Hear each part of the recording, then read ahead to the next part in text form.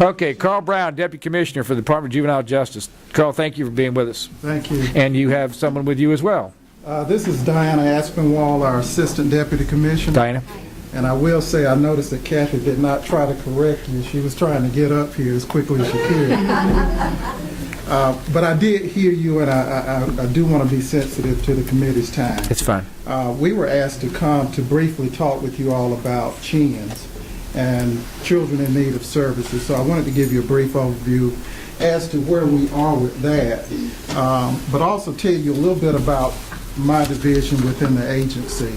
The Division of Community Services is our community-based services, which includes probation services, intake, things of that nature. Okay. So the impact of CHINS certainly falls within my division. We have been working with Dr. Sharon Hill and her staff, as well as Commissioner Horton, okay, to make sure that we are ready and prepared to make this transition with these status offenders once January 1st rolls around. One of the things that we are working on is a cooperative agreement to make sure that DFACS workers and DJJ staff are in sync as to how we deal with these cases, because what happens is that when law enforcement takes one of these children into custody, they of course want to know what to do with that kid. And what we want to do is make sure that they are not frustrated because of lack of coordination between the two agencies. So we're working on a cooperative agreement, and the goal is to have that finalized before January 1st, certainly so that the courts are aware as to how we intend to deal with that. Okay. As part of CHINS, one of the big things with it is community risk reduction programs, which are designed primarily to keep those kids out of court. So our agency will be partnering with DFACS to make sure that we're at the table talking about resources and ways that we can keep those kids out of court. As you know, our primary focus will be with delinquent kids, but certainly we have a responsibility with CHINS kids as well. Ultimately, if the court places a kid under supervision, whether it's a CHINS kid or a delinquent kid, we have a responsibility to supervise those kids. Just thought it would be interesting to give you just a little bit of data as it relates to what we're talking about. Last year we served, out of 12,000 kids, that's our average daily population. But last year we had a little under 7,000 kids that we served that were considered status offenders, which will now be CHINS kids. How do you define a status offender? Status offenders would be something that an adult could not be charged with.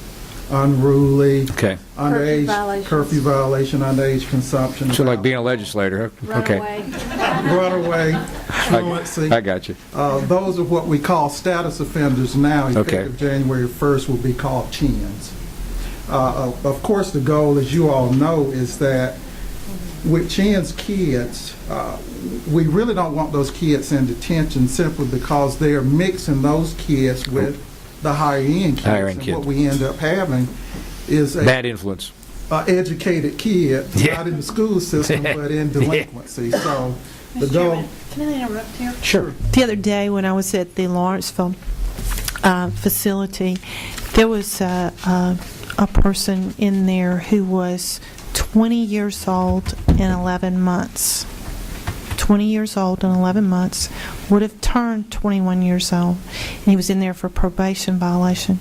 But he was in there with 13, 14-year-olds in the same classroom, the same cafeteria, and you could just see the detrimental effect he had on those younger kids. And I was there for an hour, but I watched him interface with them. And we're teaching these young ones how to be criminals. She rests your case. I can't argue with you on that. Yeah. It's just sad to see it right before your eyes. And I can't imagine working there every day and seeing it. You know, what we have is a class of kids called designated felons, and they can be sentenced up to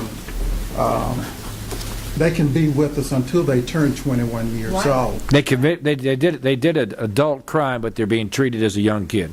They were juveniles at the time they committed. I understand. But based on the sentencing term. Right. They're adjudicated as a juvenile, Yeah. Right. but they're serving their time with y'all. Right. Got it. And that is a concern for our commissioner of having those older kids in the system, but the reality is that's what we have. That's where the space is. Got it. And Okay. I think it's also important to note that statewide, we have 151 kids that are being held in an ROIDC that are charged with superior court offenses, that are also there with those status offenders. Got it. So- Okay. Which of course emphasizes the importance of not putting these kids in detention. But last year we had a little under 7,000 kids that were status offenders that we served. Out of those, 807 were detained. So as you can see, that's more than what we want in our detention facilities. So we are very... Now do they start the RYDC, the regional, and then go to the youth detention? RYDCs are what we would call jails in Yeah. the adult system. Right. And YDCs are what we would call prisons, Yeah. long-term facilities. Yeah. Well, they start at the RYDC and they can end up at the other one. Right. I understand. That's correct. Primarily what we try to do with status offenders now is provide community-based services for them. So Okay. CHINS really aligns with what we really want to do anyway. I think the strength of it now is that we certainly will be partnering with DFACS to ensure that we're working to provide services to those kids. When you do that with those kids, who monitors them? When you give them, you're not detaining them. Right. Who's going to monitor the kid when he's out there doing his tasks, for lack of a better term? Currently, status offenders would be monitored by DJJ if they're under our supervision. Right. And that could be an informal probation or formal probation to Okay. the court. But we have probation officers charged with providing supervision to those kids. Okay.